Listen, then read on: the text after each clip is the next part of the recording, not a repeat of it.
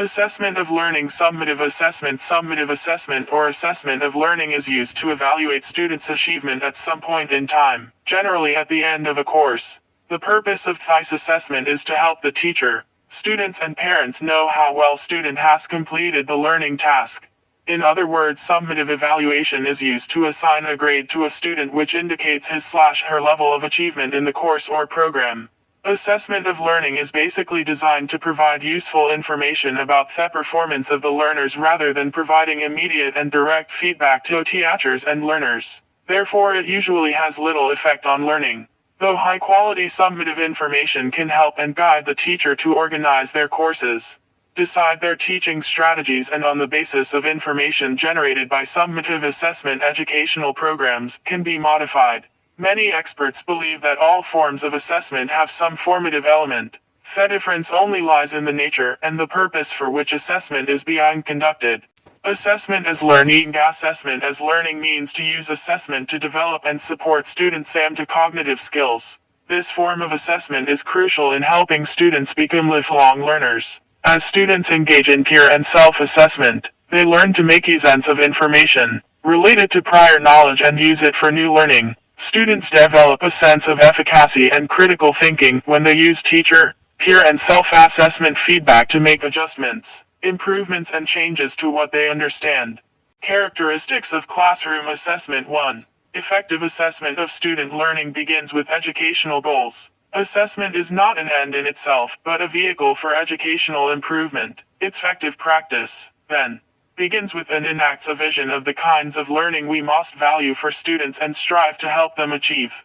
Educational values should drive in it only what we choose to assess, but also how we do so. Where questions about educational mission and values are skipped over, assessment threatens to be an exercise in measuring what's easy, rather than a process of improving what we really care about. Assessment is most effective when it reflects an understanding of learning as multidimensional, integrated, and revealed in performance over time. Learning is a complex process. It entails not only what students know, but what they can do with what they know. It involves not only knowledge and abilities but values, attitudes, and habits of mind that affect both academic success and performance in the classroom.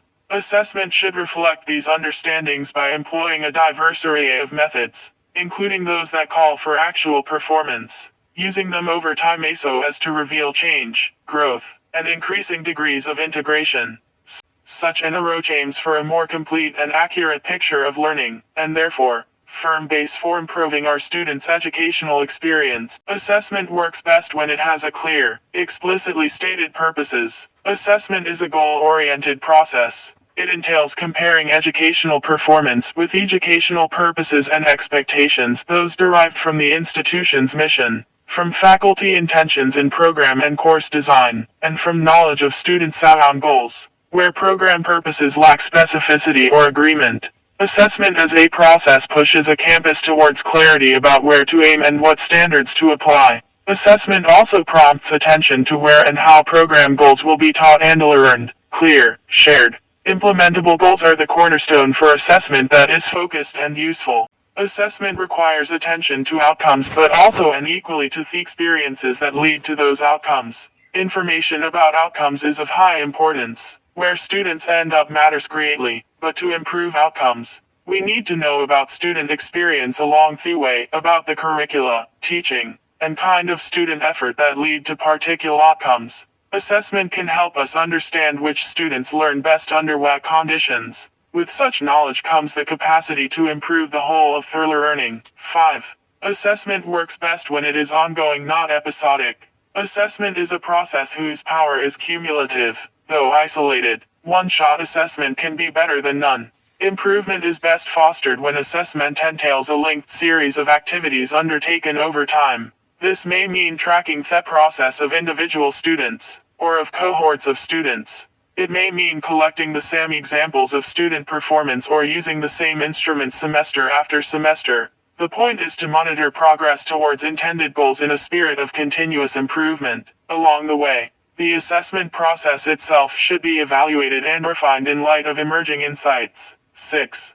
Assessment is effective when representatives from across the educational community are involved. Student education is a campus-wide liability, An assessment is a way of acting out that responsibility. Thus, while assessment attempts may start small, the aim over time is to involve people from across the educational community. Faculty plays an important role, but assessments questions can't be fully addressed without participation by educators, librarians, administrators, and students. Assessment may also involve individuals from beyond the campus, alumni/A, trustees, employers, whose experience can enrich the sense of appropriate aims and standards for learning. Thus understood, assessment is not a task for small groups of experts, but a collaborative activity. Its aim is wider, better informed attention to student learning by all parties with a stake in its improvement. Assessment makes a difference when it begins with issues of use and illuminates questions that people really care about.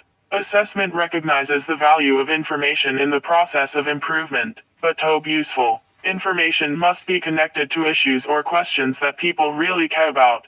This implies assessment approaches that produce evidence that relevant parties will find credible, suggestive, and applicable to decisions that need to be made. It means thinking in advance about how the information will be used, and by whom. The point of assessment is not to collect data and return results. It is a process that starts with the questions of decision makers, that involves them in the gathering and interpreting of data, and that informs and helps guide continuous improvement.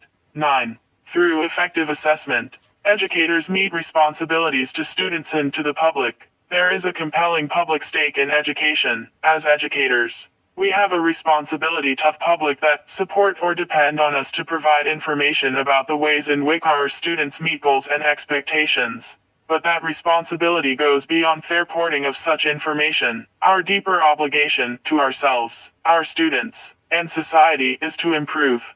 Those to whom educators are accountable have a corresponding obligation to support such attempts at improvement.